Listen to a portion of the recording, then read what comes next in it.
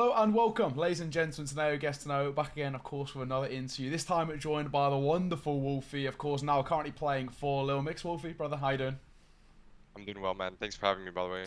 No worries at all. We'll get straight into it. Let's go back right to the start. How did you get involved into esports? What is your story in terms of going from, just playing video games for fun to then, of course, making it all the way to being now a professional player? Yeah, well, I mean, I think what I usually just say is like, because I think that everyone has kind of a similar story. You know, they started out when they were younger, they had an older brother or a young, Classic, yeah. like, yeah, like, or just anyone in the family that Mhm. played, and then that's how they got into it. And mine is kind of similar, although I did start playing just video games in general at a very young age. Sure. I started out with the PlayStation 2 actually, and like playing Classic. Call of Duty. What was it called? Call of Duty Big Red something. I can't remember. It Oh, one was of the like, old school ones then. yeah, the Yeah, really yeah. old ones.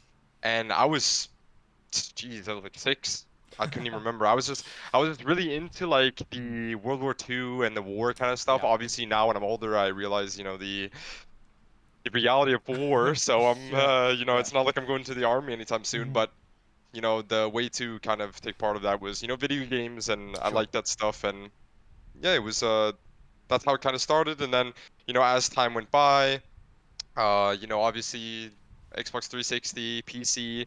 Once I played PC, actually the first game I played was World of Warcraft, and then Classic. Nice. actually, yeah, then I transitioned over to 1.6, and that was Mhm. actually a older brother friend of mine. Okay. Yeah, his name is Simon. Shout out to him, by the way. He told me that I can't remember exactly. I think it was like he was telling me, "Oh, there's this game called CS 1.6 or Mhm. something. You should tell your mom to buy it." And then, she was like out of the store, and I called her. I'm like, "Yeah, can you buy this game or whatever?" And then she did. And I think it was Mhm. like the same thing when I got Source, because I just remember I had 1.6 and Source on like a Yeah. physical disc.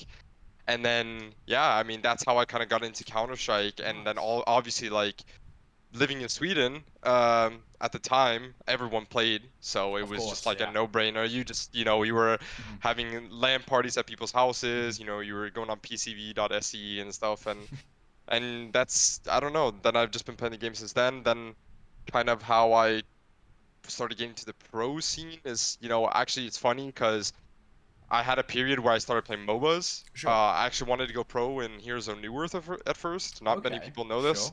It's a MOBA, and like I was a huge fan. I was like 12, 13. Like I was a Mhm. huge. I just loved the game, and I was like a huge Moon Meander fan and stuff like Okay. this. And Yeah. and yeah, but I don't know. I just I played that game for like 2 to 3 years. I really enjoyed it, really grinded it. But then when CSGO came out, and I was still playing 1.6, like kind of at the same time, but it was mostly like bunny hop servers, Right. KZ, Yeah. hide and seek.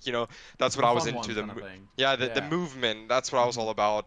Um, then I kind of went to CSGO, and I really didn't think anything of it at first because I'm just like, oh, it's the newer game, and you're like, when you're so young, you're not really like, You don't understand kind of thing. uh, yeah, you don't really understand how Mhm. things are working. Like, oh, there's a new game already, or like, Yeah. it's like when people were playing professional tournaments, like, oh my gosh, how do you get there? That must Yeah. be so hard.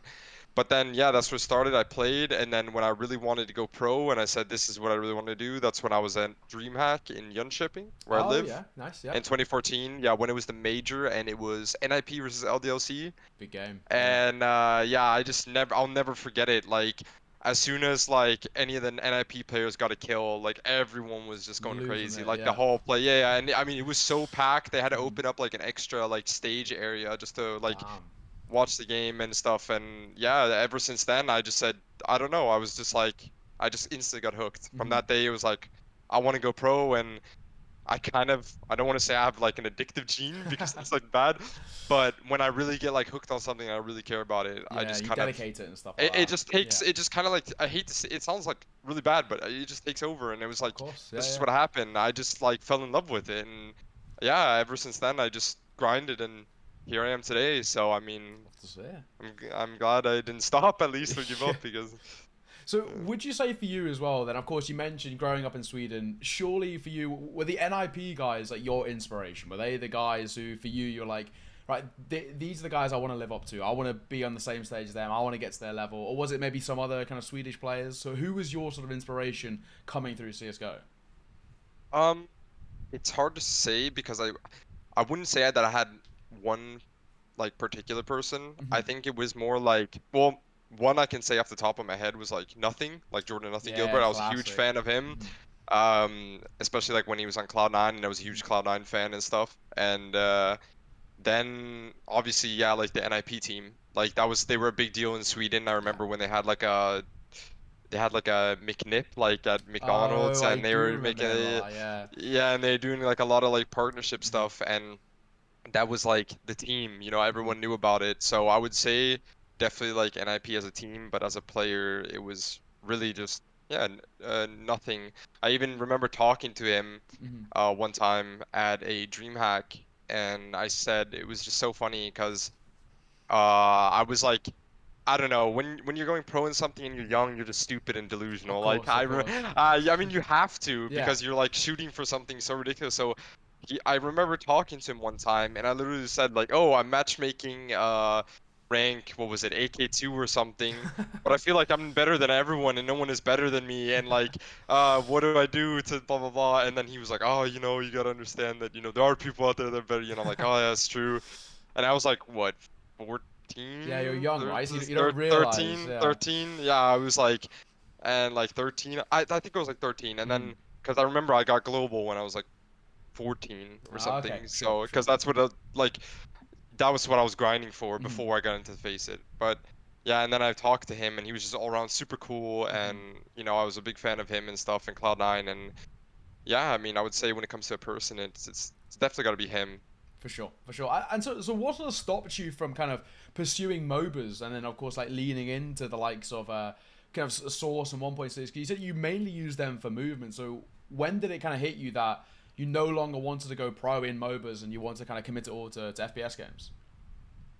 I really don't know, honestly. I think it was just a whole part of just, I mean, I don't want to say shooting people because I mean that sounds bad, but there was just something about the game. It Mhm. was just, obviously like MOBAs, I guess. I mean, both games are strategic in their own Of ways, course, yeah. but I think like CSGO, there was just more feel to it, you know? Like, Mhm. you know, the feeling of, you know, I am an opper and I always like loved sniping and stuff. That Yeah, was a yeah. huge thing. Even when I was little, like I was like, oh, I'm gonna become an army sniper and stuff. But yeah, there was just something about it. I just Mhm. loved like the feeling of like the team play, the action, the obviously the strategy about it, and For then sure. just like, you know, the shooting. I mean, because MOBA, it was fun and I really enjoyed it a lot, Mhm.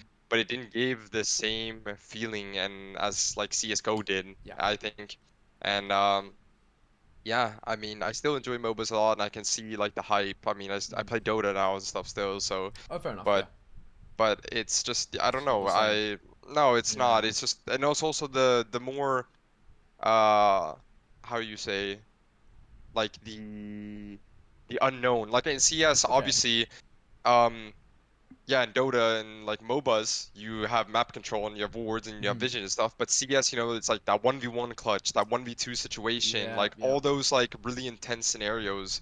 I feel like that's what really drew me in. It was just like, I don't know, it's such a good game. I just love it. Yeah, love to see it. And of course, let's talk about kind of one of the situation and teams which kind of really put your name on the face, and that's Ecstatic, right? I think we know Mhm. when you joined Ecstatic and you really started to put up some of the most Well, ridiculous Lyngby performances. Oh Vikings. yeah, We can't forget Lyngby, the and only, yeah, and then like yeah. and it was with Ecstatic when you started winning tournaments. That sort of how did those two come about? Of course, Lyngby's where the team came together, then picked up by Ecstatic. Then you started winning tournaments, especially in the tier 2 circuit. You started putting up really good performances. How did that all come about for you? I mean, it was really out of nowhere, to be honest, because before I joined Lyngby, I had actually been in NA for like two Yes, years yeah. or like a year and a half. I Mhm. can't remember. Because I said, you know, that was another thing. As an American, I always wanted to, you know, go back and try to play in NA, and because you know everyone Mhm. had seen on YouTube, you know, like the Of days, the course. steals, and Yeah. it looked super fun. But then obviously with the timing that I went to the States with was kind of bad because you know, COVID-19 Of happened, course. VALORANT Yeah. came Yeah. out, and the scene took a big hit. So when I came back, I don't know, I was kind of in a scenario where I wasn't gonna, I'm not gonna say I was like, okay, do I just continue Mhm. or what is am I really doing? Because, you know, I was 22 at the time, and it's like, you know, I didn't have the most money in the world and Of course. Of everything. And course. I mean, at some point, you know, it is really hard because the older you get, the more responsibilities you have. And Mhm. more things you need to think about. You're not 15 anymore, and you just you're at your mom's place Yeah, playing. yeah. So, but yeah, I think HNS had played with them. Mhm. And he had said that they were looking for an offer, and they asked him about a recommendation, and he said, "Yeah, Wolfy, that's he recommended me." And Okay. then eventually, you know, they tried me out, and I had I had talked to the management a bit, and I tried out with them, and I had just come back from NA, so I mean, and I hadn't touched the game for like 3 months as Sure. well, because when I came back to Sweden, it was like summertime, so I Mhm. was like catching up with friends and yada Of yada, and course. Yeah, yeah. all that stuff. So, but yeah, they tried me out. I talked with the management. They said, you know, no pressure. They mentioned a few names that they were gonna maybe have instead of me, and Mhm. obviously on paper looked way better. And they're like, oh, but no pressure, like laughingly and stuff. And I was Sure, just sure. like, I don't know. I didn't feel like I had any pressure anyways. You know, Mhm. I was just kind of like, okay, I'm gonna start playing HLTV matches, Tier 3 Europe. Like, it's gonna Mhm. be nice. I didn't even That's know what to it. expect Yeah, yeah. myself. I didn't even know what to expect myself, and then all of a sudden we just started slaying. And like, you know, at the end of the day, I think it's one of those things like whoever you play, yeah, some people are better than others, but Mhm. at the end of the day, they're still human. It's like Of course, they of don't have course. aimbots, so I just kind of yeah, I just kind of played, and I just kind of did my thing, Yeah, and it and worked out did really very well. well. I mean, Yeah. yeah, I mean, and then once I found my groove in that team, like once we had pracked and Mhm. we were a team for a solid like 2 to 3 months, and I got really used to the system and kind of filtered out most of the like stupid like NA things I had. Like, Yeah. Yeah. you know, even something like, you know, this is like out of context kind of. Mhm. Well, it has a little bit to do with the thing, but uh it was just funny because I remember something as simple as just buying a decoy. They were like so pissed at me because I don't know where it was from, but I would like, you know, Yeah, I'm no, pissed that's the around you by the thing. Kevlar and the decoy. Yeah, yeah. I mean, I don't know why I did it. It was just such a stupid thing, like a bad habit, and like they just wanted me to filter out all that stuff, Yeah, and yeah, yeah. so I Get did, back you to your know, Swedish roots kind of thing. yeah, Yeah. yeah, and they really wanted like I don't know, they really helped me, all of them, Bird, Mm. Mang, Staffu, like Faster. I mean, I think that we just connected really well as a team, role wise and everything, and yeah, I just did my thing and played, and we found really good success. So Love to see it. And of course, you know, you kind of already touched on it. You were in NA for a bit. And if I'm right in saying, was NA due to college? Was that kind of why you were over in America? Or was it quite literally just going there to kind of chase the dream of CSGO? Because I've heard a couple of stories, but once to kind of verify it here. yeah, yeah. No, yeah, I've seen a few stories as well, and especially about like, oh, he's born in Sweden, but he goes to the States, and Yeah, yeah. I've I said it in an Clear it here. Yeah. yeah, I said it in an HLTV interview, and Mm. another, and then in another one, but I guess people will just, I don't Yeah. know, yeah, they're just trolling or they just don't see it. But Mhm. yeah, so basically, I am born in the States. Mhm. Like my parents are Swedish, but I'm born in the States Sure. with my brother, my twin brother, and my sister, Mhm.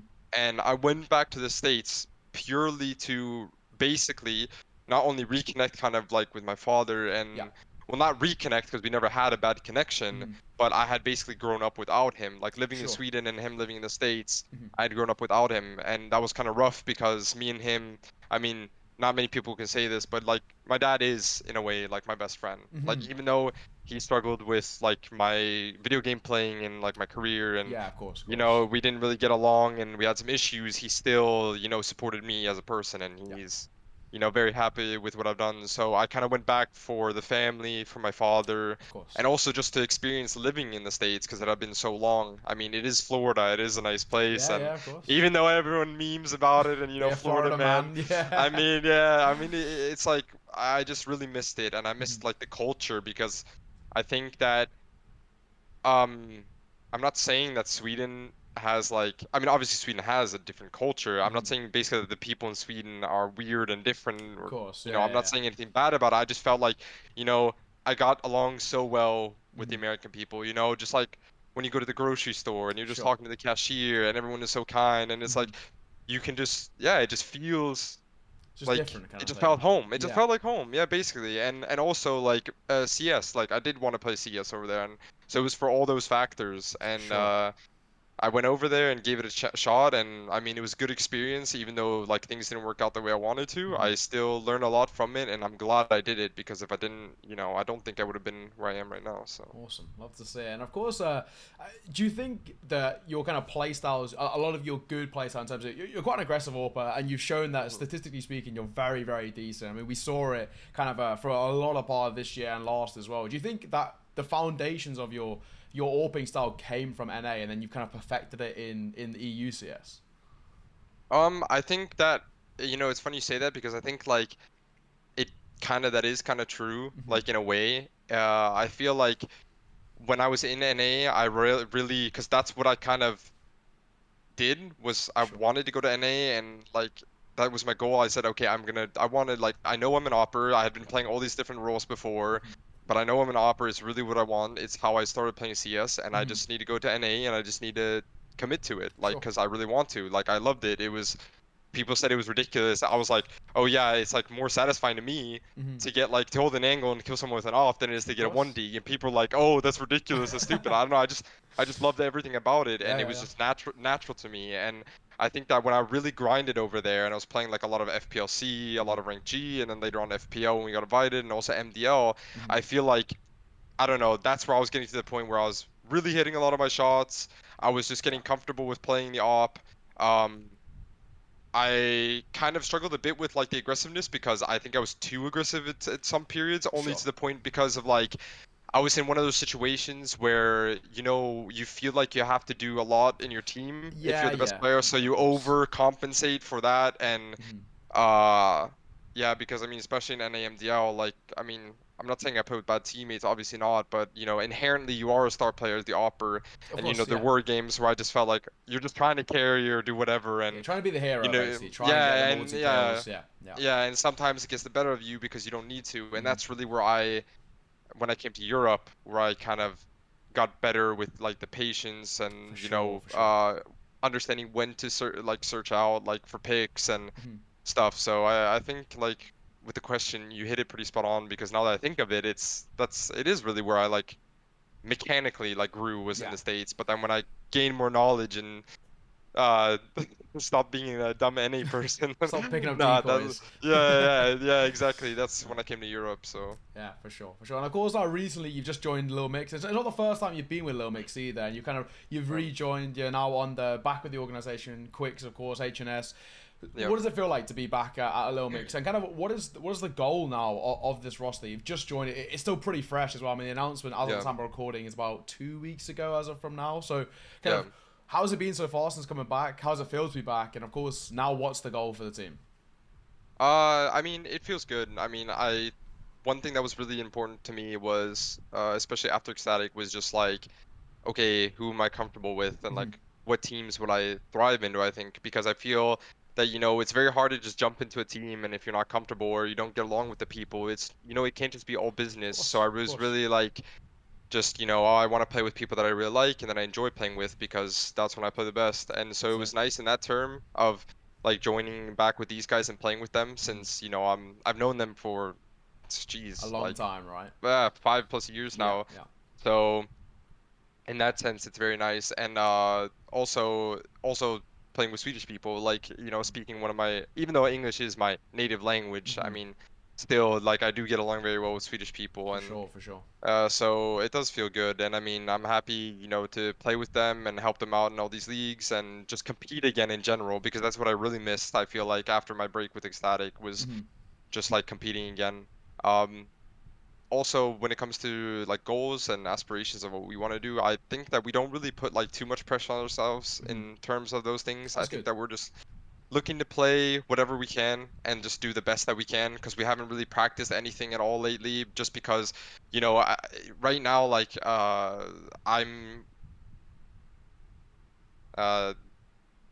I don't know what, let me think. I just don't know if I can talk about contractual stuff. You'll have to probably edit this out a bit, but sure, no, I don't know if I want to say anything about the like, because I'm not signed to, I mean, I don't think it matters. I'll just restart from where I was and say, yeah, so basically, like, as of right now, we're just currently like standing in. I'm not tied to any contract. I'm still basically a free agent, and but I still like have basically promised them to help them out to the end of the year and play like the Swedish leagues, the SEA, and Also the Swedish, this Svenska Cupen as it's called here, which is Okay. going to be, I'm pretty sure, the biggest Swedish event this year, I would say. Sweet. Well, it is this year, 100%. Hmm. But can't say of all time. I don't know, because I know there's been like DreamHack Of Stockholms and stuff. course. So Yeah. Yeah. yeah, but it's like a A really big huge. event. Yeah.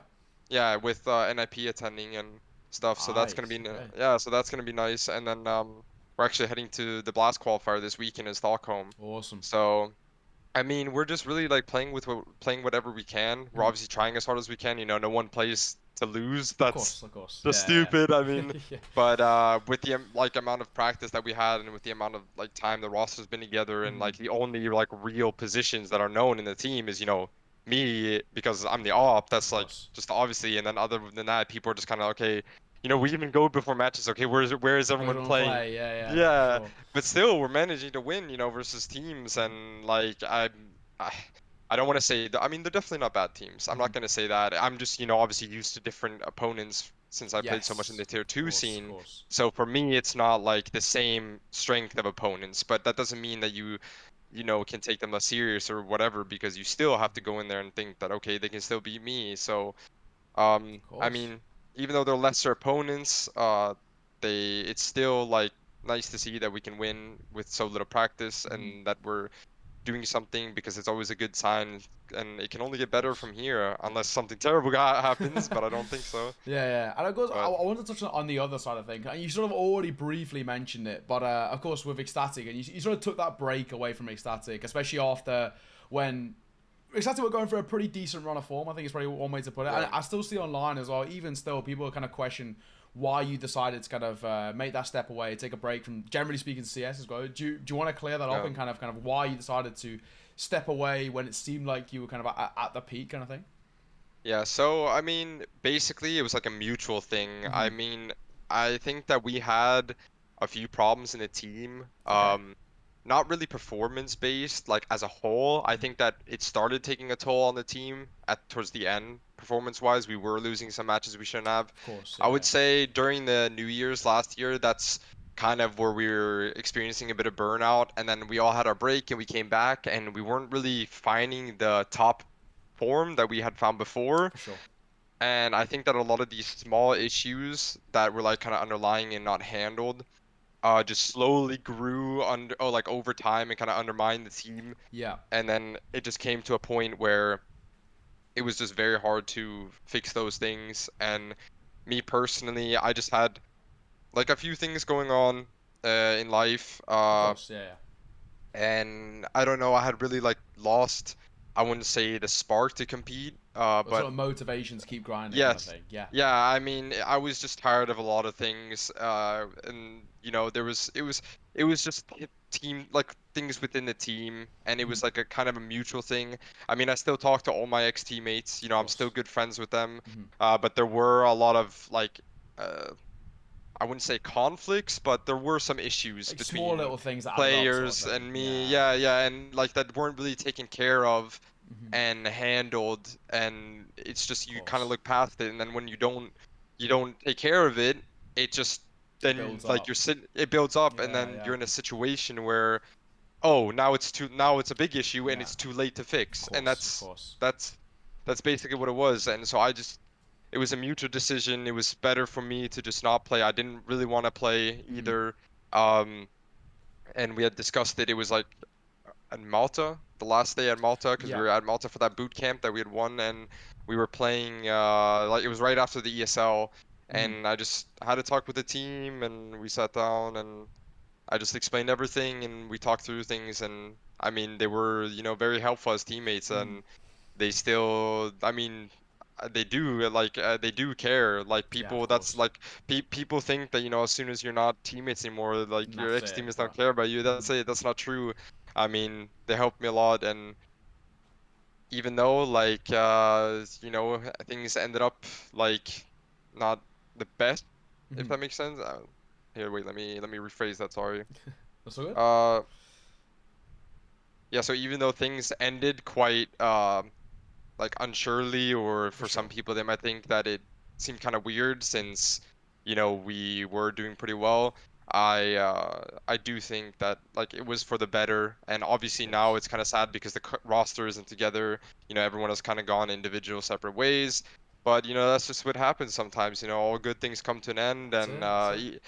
you know, like some things you just learn the hard way, and you can't prevent everything. It's Yeah. just, you know, life in general. So it was, but all I can say is that it was much needed, that break, Mhm. and it did help me a lot, and I'm very happy to be competing again because, yeah, I mean, I missed it. It's like one of those things is like, you know, when you have it, you don't Mm. value it the same, and then when you lose it, then you're You're like, like, damn, I miss dang, it. yeah, Yeah. damn, I really miss it, and you understand the value of it, and you appreciate it a lot Mhm. more. So, yeah, I think it was a much needed break, and it was like a mutual decision, and I mean, overall, I think it turned out fine for everyone Yeah. because everyone is Exactly. finding success in their careers. That's it, for sure. Um, and yeah, that's basically it. Yeah, love to see. And something you kind of touched on, but I wanted to sort of elaborate further, which I think is very prevalent in sort of tier 2 and tier 3, is burnout, right? I mean, you guys, Yeah, especially Ecstatic as well, you're one of those teams, you were grinders. I mean, you were in every tier 2, tier 3 tournament going. You talk about, you know, your yeah, pinnacles, your Malta vibes, Fun Spark, like everything that was going. You kind of get into a days where you're playing kind of 7 days a week, you're playing at least 2 best of 3s a day. I mean, there's never a break. Do you think that burnout is like one of those things that's actually a bit of a problem within kind of tier 2 and tier 3 that maybe tier 1 doesn't have as much since they have small yeah, breaks in between tournaments? yeah. I mean, I definitely do think it is. I think it's really hard to find the balance in between like grinding and then also like just understanding when you need to live life, you know, Of outside of the course. Yeah, game. yeah. Because on one hand, you have to grind, you have to work really hard to get there because the competition is so incredibly like, especially That's now. I it. mean, just look at the RMR, like Yeah. Astralis losing to these like tier 3 Yeah, teams. that's it. You have like all these like teams like Movie Star Riders that you would think would go through just losing, and Hmm. it, you know, it's really rough. But I do think that when you're, if you are a professional player and you're Hmm. seeking to have a long career and you know, find success and keep that success, you definitely need to, as an individual, or if you can't, like yourself, have someone in an organization or team Yeah, help you with just finding the balance of, you know, just life in general, of whether it's course. mentally, physically, it doesn't matter. Because I would say that, yeah, CS, you need to aim and shoot, but at the same time, the game is a lot about the mental. I mean, Exactly. if you have no confidence, you're not going to be playing well. I mean, if you're not feeling well physically, you're not going to feel well. Yeah, So yeah, I do exactly. think that it's something that a lot of people underestimate, and maybe, you Hmm. know, in regular and traditional sports, you know, we understand this, and now we are understanding it in esports as well. Yeah, But I think a thankfully, lot of right? like, Yeah. yeah, thankfully, but I think a lot of players, when it comes to the players, it's just kind of like, ah, who cares? I'm just gonna be grinding FPL all night and whatever. Yeah, And yeah. you're just aiming for that like one thing, which Mhm. is to go pro, to make it. So you kind of Exactly. just block out everything else, and it's just so easy to just crash. And it's one of those things that you don't really know it yourself until like you're at the bottom and you're like, dang, I really am like messed up right now. Yeah, Like I yeah. am so Burnt out, tired. tired. You have no Yeah, yeah, motivation because of it as well. So you don't want to grind or exactly. practice. Yeah. Exactly, and you just feel so like it's almost like, oh, I just need to go outside and get out of the like get out of this room. Yeah, yeah, So yeah. I do think it is a thing that is that can definitely be an issue, and obviously it's different for like for each individual, Hmm. but also it's nice to see like organizations investing money and time into, Yeah. you know, mental coaches and sports psychologists and all this stuff. And like we see it more at the top because obviously they're playing the bigger tournaments, there's more money. Yes. Yeah. But it's definitely something that, like, if you're a tier 2 team and you're looking to make the breakthrough, or you're a tier 3 team and you really want to, I mean, to me, it's like no matter what team you are, if you feel like you need it, you should have it. Of course. Because the, I mean, individual well-being of every teammate you have or people on the team, that's what matters the most Hmm. because it's all performance. And at the end That's of the it. day, it's all about the performance. Yeah. No. So, Exactly that. Now, something that I want to talk about, which I think you can give us a really good insight in, is NACS. Now, the scene, I think it's pretty safe to say, isn't doing too well at the moment. It's probably one of the yeah, worst periods of NA in whatever. I think it's probably, or especially since yeah, COVID, it's been really rough. Kind of, yeah. what do you think's gone wrong over in NA? What do you think has caused the NA scene to be, you know, at one point one of the best scenes, or one of the kind of the most competitive scenes, to now really struggling? Yeah, I mean, I think it's a hard question. I've discussed it a few times Mhm. before, and You know, the only differences between NA and EU I can say is, I guess like the culture and mentality about the game. Okay. And I would say that maybe it's those things because, like in Europe, I mean, in NA, I mean, let's be honest, like it is easier to get to the major in Of NA. course. Yeah. I Yeah. mean, look at the open qualifier. Like, look at the NA RMR. It is Yeah. easier to make it to the major. It is Agreed. easier to get the stickers. But why are you not having these insane teams that are grinding to try to get there? Hmm. It's like, okay, is it because people are just, they don't care? Is it because it's like, you have so many things to do over there that just playing Sure. CS is whatever? Is it because like not many people, like the scene is just still really small? Like, yeah, we lost a lot of players through Valorant, but you Hmm. still have a lot of these. I mean, you still have a lot of players. We lost a lot of people at the top, but there was still a lot of advanced players, main players that it made room for them to take the steps up and Of finally get course. there. But I don't know. I would say one of the big differences is the mentality. I feel like in Europe, you have people from all over this region that look at the game and say, okay, if I just grind really hard and I try my hardest, it can change my life. That's it. Or Yeah. if I, and like obviously, like the game, they like most of them have a passion for it. Like they don't do it for the money, they don't do it for the fame. So it's just like a win-win situation for them, and Yeah. they just say, why would I not do everything in my power to make it like to get there? For sure. And another thing could also be that, in Europe, it's like, okay, if you get a bad reputation, it can really hurt you. So people do, okay, where do I need to work on to get better? Where do I need to work on to get worse? Meanwhile, in NA, I've heard people like, I mean, I've been in the Yeah. situation myself where I had to play with a teammate that really griefed me hard, but I had no choice because it Yeah. was like there was just no one else. You're just like almost forced to in a Yeah. sense. Yeah. Yeah. And it's just like, so it's all around like a really weird situation. I don't know. I think that the mentality that Europe has um, about the game and on the game is a lot better. Like people care more. It's really like do or die for Of some of these course. people. And meanwhile, in NA, yeah, people want it and they do, but at the same time, it's like they could just go do something else. The possibilities over there are endless Hmm. outside of just esports, and I don't know. It's like kind of sad to see because, like I say, I mean, the RMR is right there. You can just sign up with your team if you're just grinding every And make like, it. Yeah. Yeah. yeah, if you just grind really hard, like you can get there. But at the same time, you don't have that many people that have experience as well because they left. So who's gonna teach all these like main players, advanced players, That's it. people that want to go pro? Because like I've played with several NA people and like. Things that I didn't understand before, after playing in a team now, especially with like Bird, you get this completely different view on the game, Hmm. completely different. And it's like the basics, it's like the smallest things are just like, okay, your first nade that you should buy should be a smoke because the smoke that you can buy can be, it can buy you 15 seconds in a round. It can force the enemy to put pushing into a really uncomfortable situation, and it will increase your chances of winning the round. Meanwhile, in NA, it's like, oh, I just need to wide swing this guy and headshot him, and we win the round. Yes. It's just Yeah. like, Yeah. I mean, it's like, so you don't have these people that are teaching these up and comers or these people that are keeping this How scene to actually do alive it, kind of thing. how to actually do it. Yeah. And also, not many people want to be IGL. I mean, you have like Sheikh Zula, Hmm. I guess you have Stanislaw, you have who else? I guess Nitro and Liquid is Hmm. IGL, JT and Complexity. Um, There's just and generally then speaking, is a lack of IGLs over. it's a Yeah. lack of IGLs. It's a lack of just people that like also even upcoming talent. Because I remember like, Leaf, Oh uh, yeah, classic. Yeah, from Chaos. Zeppa, Mm. who else? Like the whole Chaos team. Hmm.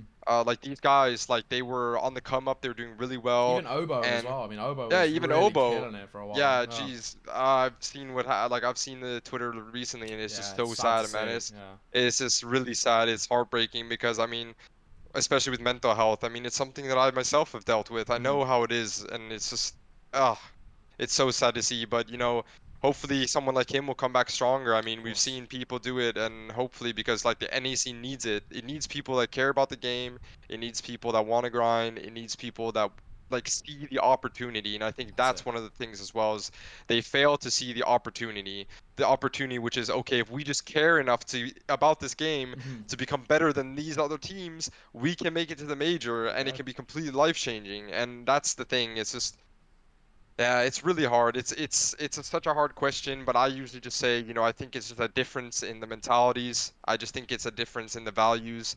And, to be honest, some people in NA are a bit not spoiled, but Yeah, I What know is what you the mean. word I'm looking They're quite for? cocky and they're very they're not willing to change, not willing to learn. I feel like at Yeah, times is the yeah, thing. They don't want to take advice. They don't want to like really put the effort in. Where I think in yeah, EU you definitely see like especially some of these youngsters coming through who they've yeah. put some serious effort in. They're under some great IGLs and they take a lot from them.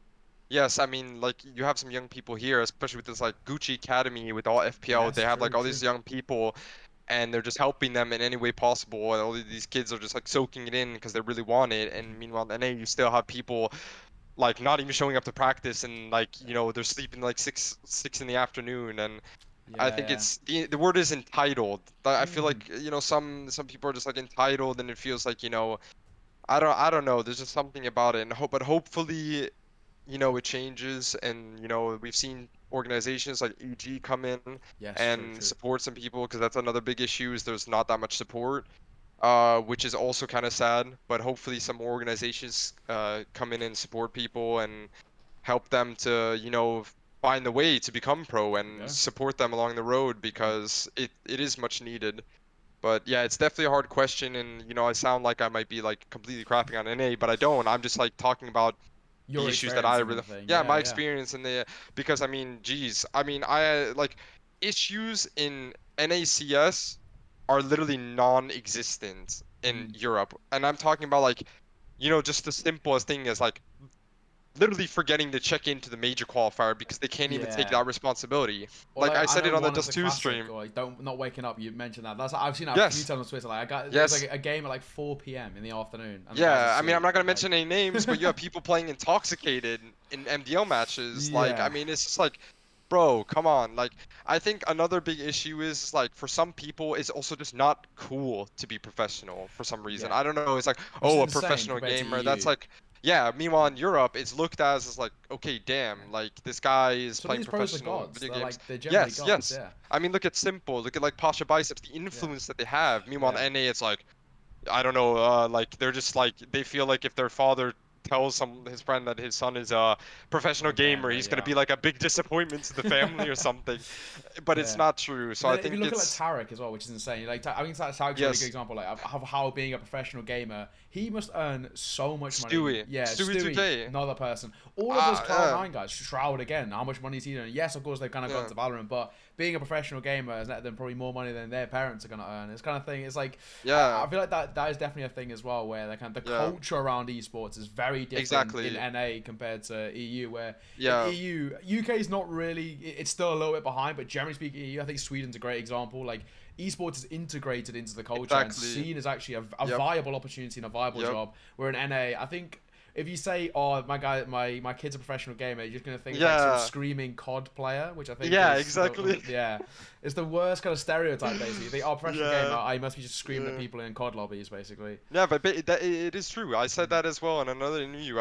I said the exact same thing. It really has to do with that whole like, okay, if you don't go to college and then you get a job, or if you're not making a shit ton of money, it's just a waste of time. And it's Of like, what are you course, doing yeah, with your life? And that's one thing that like a lot of these people don't want to like hear. I mean, you talk to fathers and like mothers here of other kids, and they're like, oh, I know what Counter-Strike is. That game's still around. Yeah, I used to play exactly, back in 1.6. yeah, And I also wanted to say, like, people can say whatever they want about Stewie 2K, but I honestly have like a lot of respect for the guy in terms of like, if you know what he's dealt with like family wise, and if you've of like, course, yeah, just the fact that like how he grinded, like I don't blame him for like the way that he speaks about things and how hmm he deals with situations, because he's had to deal with a lot of things that a lot of people haven't that's had it. to, and he made it to the top. So it's something that like I don't know, I really respect that.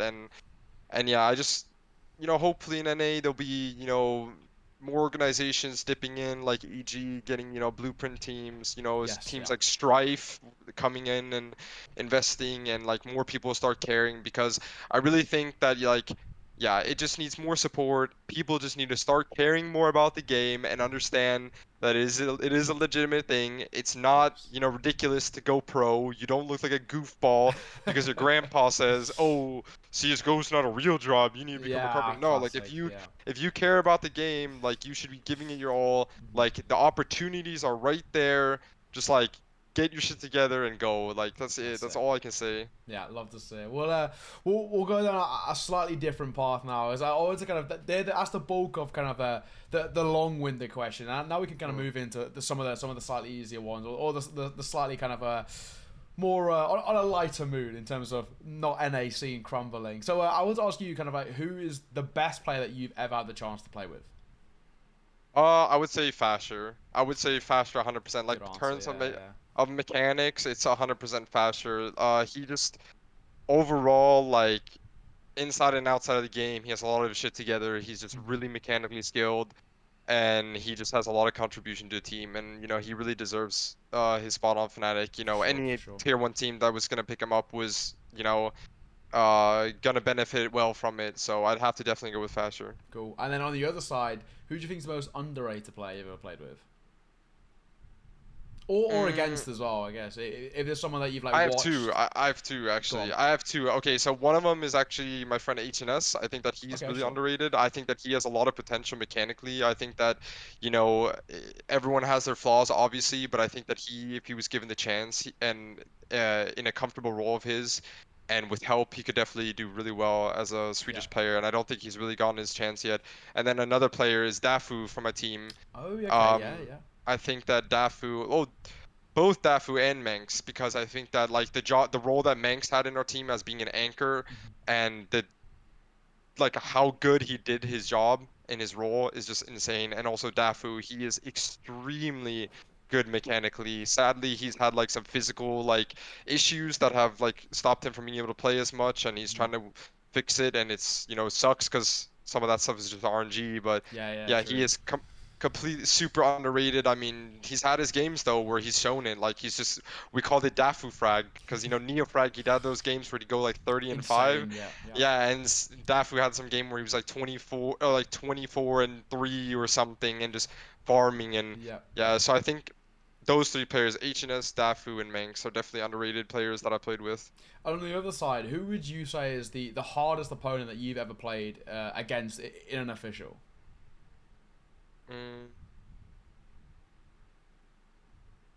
Or just generally speaking, the hardest opponent you've ever come against. Like I would say Heroic and Entropic are the two teams, because we played when we played Heroic, we got kind of rolled by them on the first map, Overpass, and then the second map we should have had, it went to overtime. Sure. But just the way that they played the game, I think it's like one of those things, like they had so much things that they were doing, and they had so many plays, I don't even think that they themselves knew sometimes what was going on, but they just played so good CS, and it was so rough to play against. Sure. And then Entropic, we always struggled against them. Like it was always like we won sometimes, then they won, and they just played really good CS. I mean, like they were the one team that had that like 16-3 comeback Yes, yeah.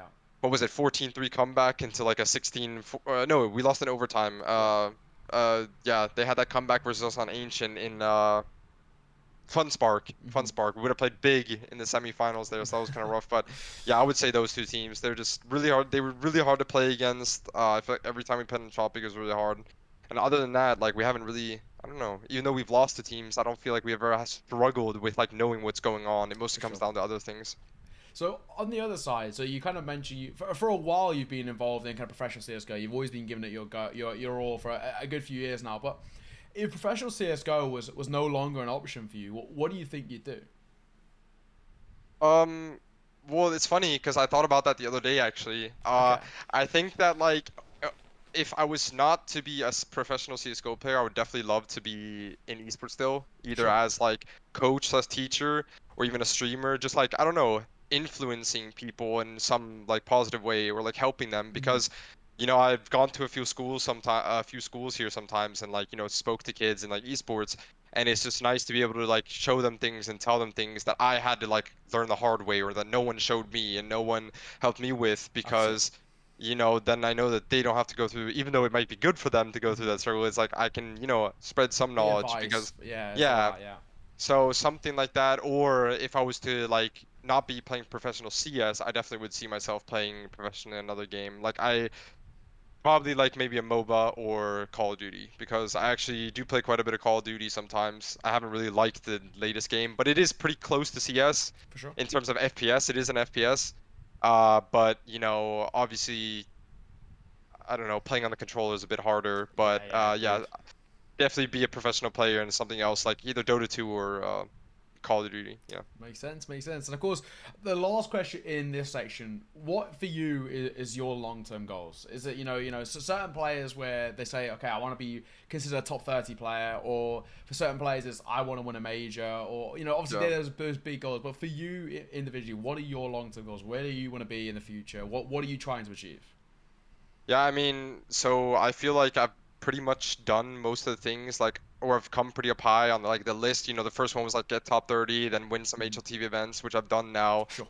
And like for me now, really, I just want to have that next step into the tier one. Like I want to be able to play, like have the experience of playing tier one. I want to get the chance to play tier one and make it to the, start by just making it to the major Hmm. and playing at the big in the big on the big stage and just like cementing myself as a good opper because I know that I have under the right circumstances, like I know I can do it and that's really just the next step for me. I just really would love to like end up on a team like if it's Swedish, like a team like NIP, if Of it's course, yeah. North American on one of the bigger teams, and that's basically just my vision for the future and what I'm really aiming for. So That's it. hopefully, it goes my way. If it doesn't, life moves on, but Exactly, exactly.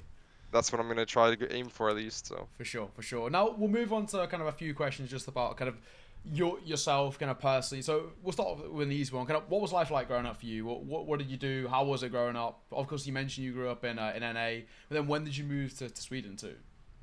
yeah, so growing up, I mean, obviously I had a good childhood. I mean, I didn't have much issues outside of the fact that everything was good besides the fact that my parents were split. That was pretty rough, I For sure. guess, because not many people live with, one day just wake up and all of a sudden they're moving to a different country and then, you don't get to see your dad at all. And then, Mm-hmm. it was just like, I mean, kind of rough for our family in those terms. It affected us a lot, but other than that, I am thankful for what I've done and what I have and the family that I have and the way things are because I'm alive. That's all That's that it. That's matters, all that and matters. no matter where you are in life, you can always work your way up. So Exactly. yeah, I mean, in my childhood, I just yeah, I grew up in NA, surfed. I'm from Florida, was at Nice. the beach, played video games, and then in Sweden, I just came here and not only had to learn the language, but also get Mhm. used to the cold weather. True, But very true. It's yeah, freezing when I was last there. yeah, I mean, other than that, I had a pretty good childhood, and I just, I'm happy that I did find like through all the issues within our family and stuff, I did find like the gaming and stuff because I think that was kind of a way for me to just have something to focus on and not think about a lot of the other Yeah. issues And kind of that was escape from going it in on. a way, right? Yes, Yeah. exactly, and have something to focus on because I do think that, there are other things in this world that people kind of use to get away from Yeah. things in life, and they might not be, the best things for you. So even if I'm losing a bit of sleep, from playing video games, at least I'm not doing worse things. So Exactly. There's plenty yeah, worse things. Exactly that. yeah, Yeah. exactly. Yeah. So and another one is kind of away from esports. What sort of hobbies or interests do you have outside of esports? Because I know you mentioned you like playing Dota, you like of course playing CS Mhm. COD, but is there anything outside of esports that kind of a hobby interest that you do in your free time? Yeah, so I mean, it sounds kind of ridiculous, and when I tell people this, they're like, "Oh, you sound like an old man." But I actually like to just like do like yard work and Okay. like just physical work in general. Sure. I mean, like I live in a house here in Sweden that like it my father purchased a few years ago, Hmm. or it was like actually quite a long, like 7 years ago, Hmm. and it was kind of a renovation project. And just like when I'm not playing and I need to clear my head, I just do things like mow my lawn, Nice. work like in the house by cleaning or making improvements, just renovations, like Hmm. even just something like this, like my shelf, like that I bought. I Okay. bought a new shelf to organize all the Xbox 360 games that I have, and just like things like this, Mhm. like just physical work and like yard work in general. It's just that's really my hobby. I used to go to the gym a lot before, but I think that kind of it kind of died or dwindled away because I was just when you play CS, Yeah. it's You're so it just takes busy. over. It Yeah. takes over. So yeah, Fair but enough. other than that, it's just physical work and yard Nice. work. That's a cool little hobby. So it keeps you Yeah. productive as well when you're not playing CS. So good Yeah, to see. yeah. I mean, and it's good for you. People like, I think it's really underestimated, like physical work. I mean, the thing is, I mean, it sounds ridiculous, but just like being able to walk around and mow my lawn and make it like it's just like that instant satisfaction, Yeah. and you just clear your head about all the BS, and then you just like Just get to you do just what you're doing. yeah, you Yeah, just yeah. and especially when it's nice. So I definitely and you learn a lot from or not learn a lot because it's just mowing your lawn, but Mhm. every experience is a good experience, even if it's bad or good. For So. sure, for sure. So, tell me, what does a daily routine look like for you on kind of just any old usual day? Let's say one that includes an official. What's the sort of a daily routine for you? So basically, I think that uh, I've gotten a lot better at like having routines when it comes Mm, to uh, like competing because before it was something I really struggled with, especially sleep. sure. But now I try to always like wake up at least 2 hours before the game, Hmm. eat breakfast, make a smoothie in the morning, something like that. Nice. And then just I really don't play much DM and warm up that much actually before games. Okay. For me, I'm really one of those guys that's just like about the comfortability. Hmm. Like I think Saibu said it one time in his interview, Yeah. where for him it's just about the comfortability. Like I shoot some aimbots and I do DM like sometimes, but it's more about just like yeah, feeling comfortable, feeling like That's it. fresh, wake, like the Like blood's mentally flowing. kind of being there as well. Yeah, and Yeah. mentally, yeah. So as long as you get good sleep, you wake up a few hours before the game, you eat something, and then you just prepare yourself mentally. I mean, that's kind of what I do. So, but when I'm not competing and where I don't have a tournament, my days or not practicing, I pretty much try to get done the things that I've, pushed up because Yeah, of yeah. me playing. For Like sure. today, like swapping out the brake pads on my car or like just, Okay, sure. stuff like Little this, chores around that the house kind of yeah, thing. that you're Yeah. just like, ah, not today, not today, like, Yeah, yeah, yeah. because, either you're competing or streaming or Hmm. whatever, but For there sure. is other things to do, so. Nice. Okay. And then, because the last one in this sort of section is, was it? We kind of already actually had a little conversation about this, but was it hard to kind of speak to your family and kind of convince them that you wanted to go full time in esports? 'Cause I know different people have different situations where sometimes it can be very tough to say to your parents, okay, I know you don't really know what this is maybe, but I'm gonna try and go full time in this, and it might not work out. It might work out, but I'm gonna try and give it a Yeah. go. So for you, was it ever a hard conversation, especially kind of once you move back to Sweden, especially saying, okay, I'm gonna go full time. I'm gonna join Lyngby, join Ecstatic, whatnot, and go full time. Yeah, I think at the start, obviously, it was very hard. I Hmm. mean, I think it's like that for anything. Like, if people, it's like, oh, you're gonna go pro in a video game. They're like, oh, yeah, that's the equivalent of becoming a rock star. I mean, that's what my dad used to say. He was like, Yeah. oh, that's like becoming a rock star in a band. And, Yeah. I did disagree with him and I tried to explain to him, but it was very hard. It's tough, isn't it? Uh, Yeah. because, yeah, I mean, he comes from a different generation, so it's Yeah. And understandable. they don't He just, understand kind of that yeah, the path is yeah. there. Yeah. Exactly. So, and my mom, I mean, she was a bit easier. She was, because I lived with her and I played a lot. It was hard. There was a lot of nights where she pulled out the router and Being took there. away my Being there. computer, Yeah. and we've all been there. But Yeah. I think that when she saw, like, over time how things were, she saw the improvement. She saw, Sure. like, okay, he's playing tournaments. I was like winning a little bit of money here and there, and I was Hmm. actually traveling to lands where I didn't have to pay for anything and stuff. Hmm. I think then. Yeah, then she, obviously started supporting it more and more. Yeah. And my dad, I mean, I never lived with him, so he always told me, like he just wanted me to do whatever I did. And even though he didn't support it because he just thought that, for me it would be best to do something else because he didn't Yeah. want me to be in a situation where if something goes wrong where I don't succeed, I'm just like sitting here 25 and oh, it's GG, and Yeah. Yeah. Yeah. Yeah. now no life experience Hmm. because he does come from a different generation. Yeah.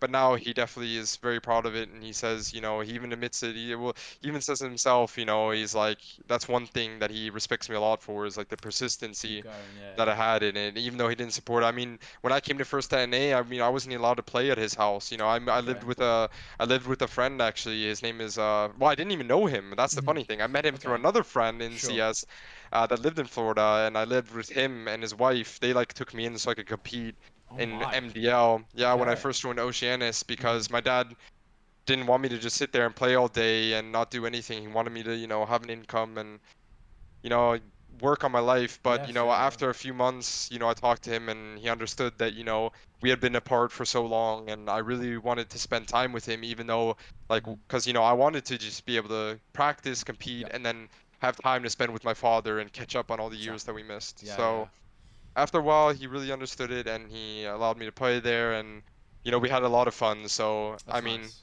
I think now it's obviously a lot different. It's always hard at the start, and you know, Yeah. a lot of people Once the probably results come understand. in, though, it's okay. Like, Yeah, yeah, yeah, yeah. yeah. And I mean, sadly, you know, it is kind of, it sounds bad because, you know, it's like one of those things where, oh, if you're not there when I was nowhere, then Yeah, you yeah, yeah. don't be there when I was, you know, I made it. But like when it's your own family and you know, they come from a different generation, it's very hard to Exactly. understand. You know, like if I was to say, you know, oh, I'm gonna go to law school and I'm gonna become one of the top lawyers, you know, they might not think that like, okay, you know, oh, Hmm. he might not become a top lawyer, but they'll definitely probably support it way Of more course. than esports because, you know, they see, oh, you go to school, he studies if he's really passionate about it. Shit, Meanwhile, yeah. esports it's just a complete unknown for them. Now Yeah. though, my mom, she's actually follows quite a bit and she's on That's good. HLTV even though I tell her not to Yeah, because don't these read comments. HLTV. It's the worst thing Yeah, ever. It's I like, tell her don't read HLTV and don't worry about the comments and she'll yeah, comment sometimes the and you know I worst place appreciate to the go. support. Yeah. Yeah, yeah, no, so I mean, yeah, it's definitely a lot better now, Hmm. and I mean that's just how it is in a lot of things. Yeah. And if your parents don't support you, I know it's really rough, but you just really have to believe in what you do, and Hmm. you really have to trust yourself, you know, and just be independent, and yeah, and just you will find success. Yeah. And I think also one thing though that I did have an advantage is my dad, you know, he started his own business. Hmm.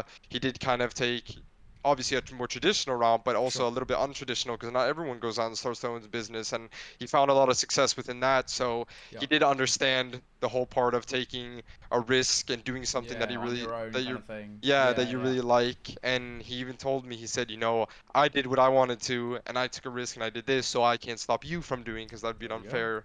So you know, I mean, sooner or later, like no matter what happens, sooner or later things work out, and you just gotta keep the Exactly. persistency, keep grinding. If you really believe in something, don't give up because sooner or later Yeah. it will work out. And I think as well for some people, I know for myself included, when I was kind of saying to like my mom, oh, okay, I'm gonna become a full-time commentator. Like, that was like, you know, at the start she was like, no, like, especially because I used to like, I was like kind of training to be an accountant. She's just like, no, no, you're not. Like, but I think it's like Yeah. until you can show the paychecks as well, then you're like, okay, look, I mean, like, Exactly. I can live off this comfortably. Like that, I Yeah. think that's a big thing. So I think that's kind of the advice I'd always given. I know it sounds very materialistic because you want to just say, okay, believe in me, like trust me, but it's not Yeah. always that Yeah. easy. Showing them, okay, look, you know, I'm going to this LAN, I'm The competing for money this is the amount of money. proof, basically. Exactly, the money's the proof of Yeah. the hard work, which is it's an unfortunate way of doing it, but it is actually the truth That's behind how it. it is. Yeah, Yeah, that is how it is. And like we don't like obviously like yeah, who doesn't like money, but that's not what we do it for, you know? We do it exactly. because we need to survive. We do it because we want to be able to continue doing what we love That's it. doing.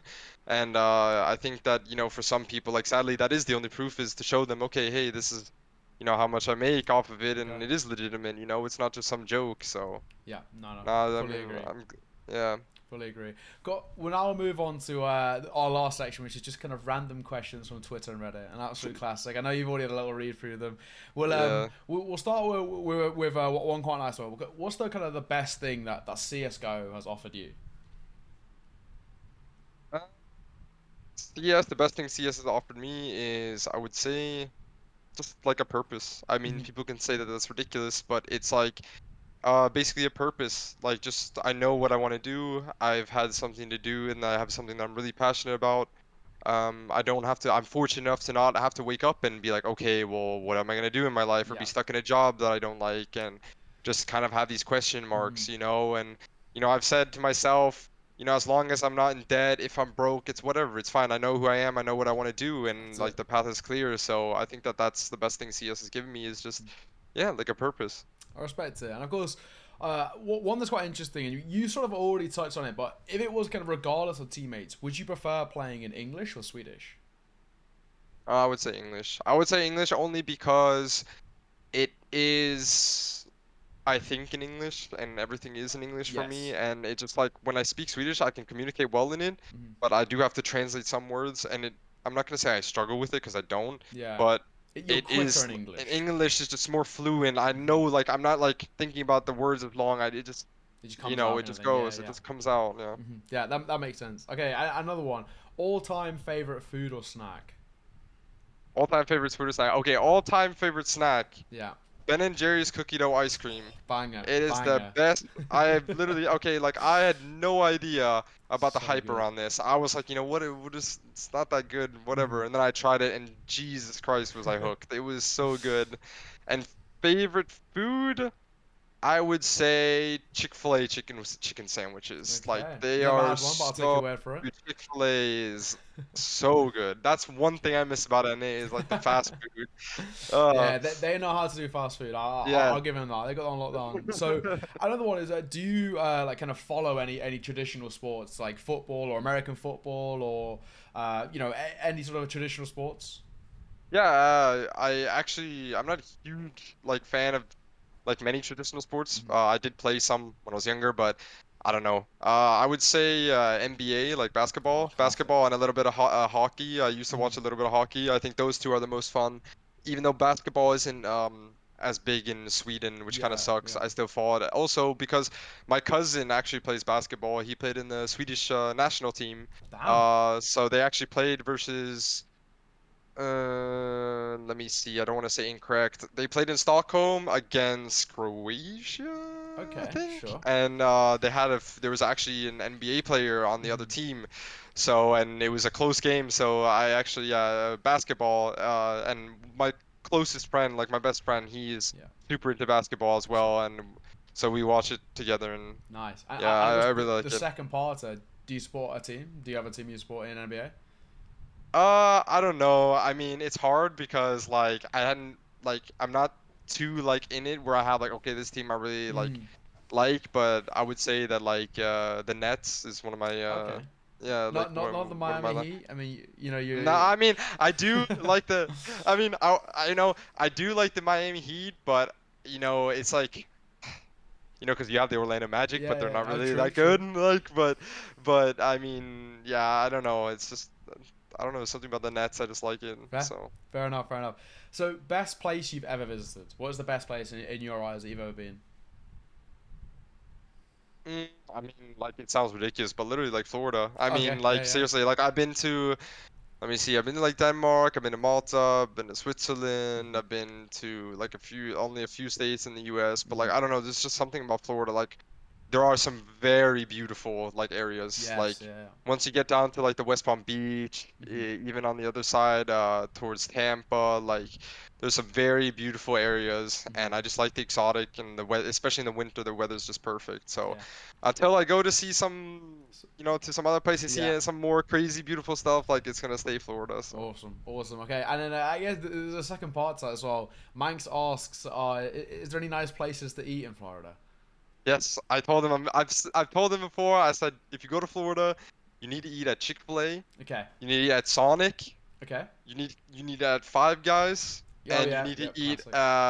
and you need to eat there's one more place. I just even just go to like Publix and get a sub at Publix. Okay, It's so good. Like the subs at Publix are so good. It just there we beats go. Subway so much. So There we go. If you're ever in Florida, people, that's yeah, where you there go you to go. eat. Go to Publix, buy sub, and go to all these places I just said. Exactly. So next one, quite an interesting one. So if you could build Oh, Wawa. I can't Wawa. forget this. Wawa. Okay. It's like a gas station, but they have so good. Okay. I went there so many nights with my friend Finn. Wawa. Sorry, Wawa. continue. I just Okay. Wawa as well as a fifth one. yeah, There we go. Wawa. There's the list, people. We're in Florida. Eat at those five. Next one. If you could build a dream CS:GO roster around yourself, so let's say you're the AWPer, and then you hmm can, you got to pick four people around you. Who are you picking? Doesn't matter about language or language barrier or anything hmm like that. Just pick four people. What's their roles? Who are the people around you? It would be. Let me think. Like it would be me, and then I would love to play with like Brollan. Okay. Yeah. I would love to play with like Grim, hmm and then um, IGL. I would love to play with Hampus or even Bird from Sky again. So one Sure. of them, I would say Hampus because I haven't played with him yet, and he plays on Nip. And then last player, uh, it's a rough one. It's a rough one. Yeah. I guess you can go for. Don't know what roles you even need. You kind of got the majority of them. Yeah, so Five. like IGL, Hampus, Op me, like star player kind of like the two like Yeah, mad fraggers riflers. like Yeah, yeah. Brolin and Grim, and then like more like support players like Hard. I don't know. Uh, Yeah, support player. I know, like a Dafu probably, Okay, honestly, yeah, because yeah. he was like a really good player. So He then does his role right, and that's what matters. yeah, I mean it is his, like, yeah, I mean it is his role. He does it super well. So That's all you basically need. that team. And Yeah. so you already mentioned it, but this is actually the next question, which is a kind of funny one. So what do you think about all the radar from Sky and the bird from Sky accusations about I him mean, cheating? I think it's really funny. Like we all like just we kind of thought it was a funny meme, especially Yeah. with all like the God from Sky, Radar from Sky. Like So his many of name them, just yeah. sets it up to like Yeah. such a meme, and it's really funny. But at the same time, it's kind of like tiring to hear because the only thing that I really don't like about it is I feel like people kind of discredit the work that we put in Yeah. and the success that we had and just said, oh, we're cheating, when it's like they have no idea how many hours we spend Mhm. on demo reviews, practicing, playing matches, like the Exactly. emotions that we went through and the stuff that we dealt with. So I think I speak for all my teammates when I say that I really don't we didn't enjoy the part where it felt like people discredited us because we Yeah. didn't Bad deserve time. it. Like we deserved like the credit because we really showed that we did well Mhm. and we worked super hard for it. And yeah, but other than that, it is funny and Yeah. stuff. Like we just laugh at it, and Yeah, the it's meme I was mean it is funny, fun. but when it Yeah, was serious and people actually thought you were cheating, then it was yeah, like, yeah, yeah. yeah, exactly. And I can't remember off the top of my head who it was. I remember specifically you won against a CIS team, and one of the players tweeted, and Ben from Sky, like, Yeah, he leans in, K23, I think it yeah, that's a was. K23, and Yeah. I was actually commentating that game, so I remember it so specifically, and I think it was Dust 2 was one of the maps as well, and I just remember as well, like, one thing I kind of respect of Bear from Sky is that he doesn't care, like, in terms of publicly Yeah. anyway. I mean, like, he leans into it. I Yeah. remember he tweeted like a gif of himself, and he was like, "Cry is free." I mean, like, Yeah, I yeah. gotta respect Yeah, it. I do because I do as well, and I think it's like the right like way to approach it because Yeah, like it's one of those things like he knows the truth. Like we know the exactly. truth. Like Yeah, what does he need to prove? Like we've played all that's these it. events, we've won, like we worked super hard for, like what else is there? They can believe whatever they want. So it's Mhm. just like they can say whatever we want. We don't care. Like we're gonna keep playing. We're gonna keep going. We're gonna keep like just grinding. It's like it's like when people actually believe in start like discrediting you and like kind of Yeah. push like no, he's like irrelevant.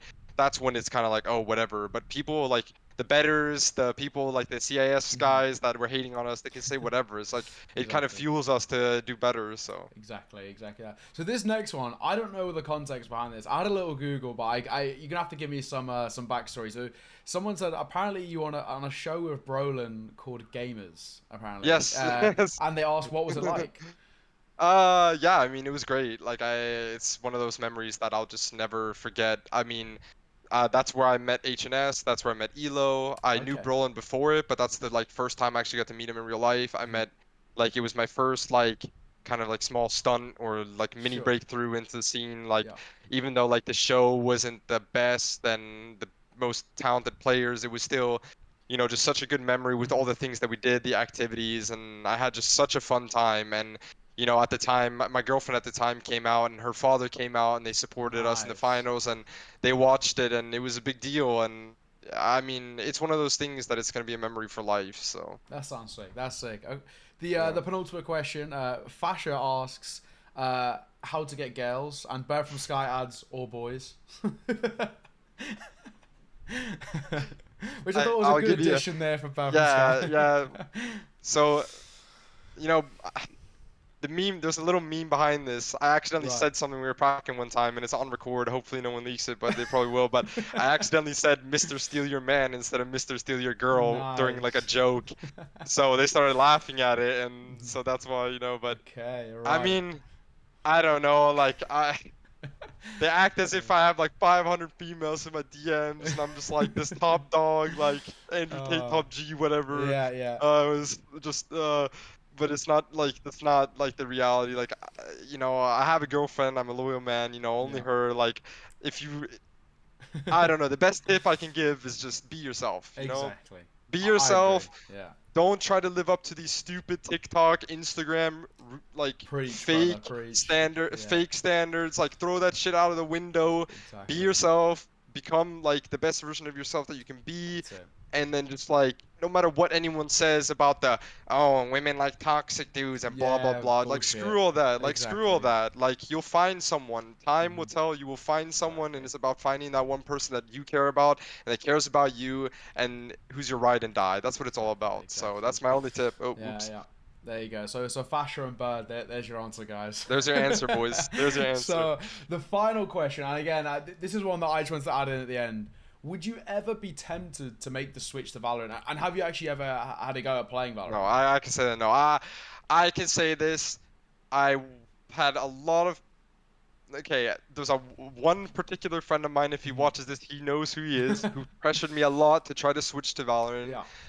I was in NA during Valorant. I even had offers in Valorant. I had people from tier 1 organizations Okay. messaging me when I hadn't even touched the game, Yeah. which is just absolutely ridiculous insane in my when you think opinion. about It's it, like yeah. ridiculous in my opinion.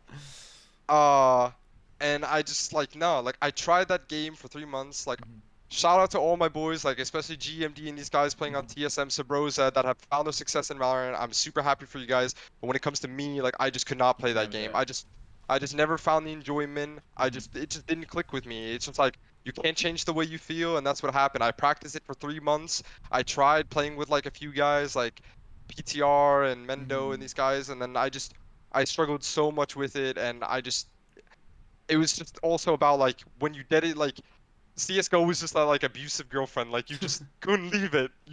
No matter how like rough things were, you had to just come back. always came back because Yeah. you saw the end goal, you saw the Exactly. house with the white fence, and like that's what I was chasing. That's what I was chasing. sure, So I for just sure. like I was too attached to CS. I didn't want to give up on my dream because I would have felt like I let myself down. So no, definitely not. But the other people that have found success in it and that enjoy the game, you know, hats off to Great them. stuff. I'm happy for them. So yeah. Love to say. Well, that concludes all of our questions. So first of all, mate, thank you very much for joining me. I'll give you the floor. Any shout outs. Your Twitter's already linked below, but if there's anything Yeah. else you want to shout out, you're more than welcome. Yeah, I mean, shout out to the people that support me, that come on my stream and that watch, you know, we put the qualifiers and everything. My Twitch is /Wolfy with 3 Ys CS. There we go. You can find all my socials there. Yeah, shout out to Finn, Jerk, and you know, my ex-teammates, and Nice. like all these guys that supported me along the way, and hopefully, you know, the future's bright. Whatever happens, it. happens, and all we can do is just keep playing and keep trying and That's it. see what happens. That's So the graph, brother. Well, thank you very much for joining me. It's been an absolute pleasure, mate. It's been a really insightful interview, actually. It's been good fun. It's been good fun. I Of appreciate course, it. best of luck with LILMIX. I mean, it's still very Yep. new. I mean, at time Yes. of recordings too. I think this will probably go out in a couple more weeks, so probably be like a month or so since. So best of luck, of course. I know you said you're competing in a lot of those tournaments, and Yes. of course, for everyone at home, thank you very much for watching. It's been an absolute pleasure. Yep. Plenty more comments. So of course, make sure to subscribe, follow, all of the good stuff. Check out Wolfy's links there down below. You can see his art on screen as well. But thank you very much for joining me. It's been a pleasure. Another episode of Ne0 Gets to Know, and until next time, we'll see you soon.